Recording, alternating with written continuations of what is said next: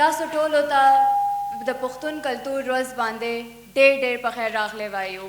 دا د کراچۍ یوه شخصي یونیورسټي ده چې پکې د پښتو کلتوري ورځ په مناسبت د یوې خوندورې دستورې اهتمام کړی شوی دی.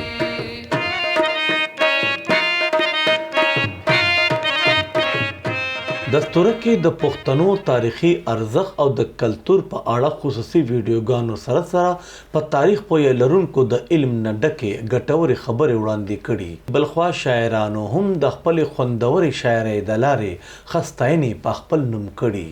قطره قطره وینه د زړه وچوي، څه اذیت دی په بیلتون کې پروت دی چې له دنیا نه یې مړې دي سترګې، لیونی څومره په سکون کې پروت دی.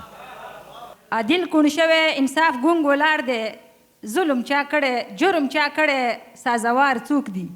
هغه وختونه لاړه تیر شو یادېږي مې ډېر، او زمونږ پلار نیکه دلګیر شو یادېږي مې ډېر. نښې پکې بدرې څلور وې، زمونږ ودونو کې منګی رباب ضرور و، رسم رواج و.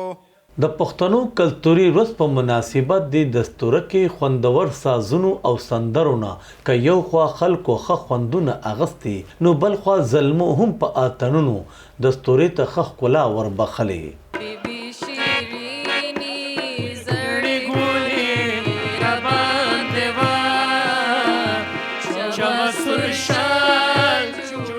دستوره کې یو وخت داسې هم راغلی و چې عامو خلکو هم د سندرغاړو سره ښه ټپې ویلي او د خپلې ژبې سره د خپلې خوږې مینې اظهار یې ښه په جار کړی. د حیرانۍ خبره دا چې پښتنو سره سره نورې ژبې ویونکي هم دې دستورې ته راغلي وو، چېرته چې هغوی ښه خوند اخیستی او ستاینې یې کړي دي. نعمت زاده، خبر نیوز، کراچۍ.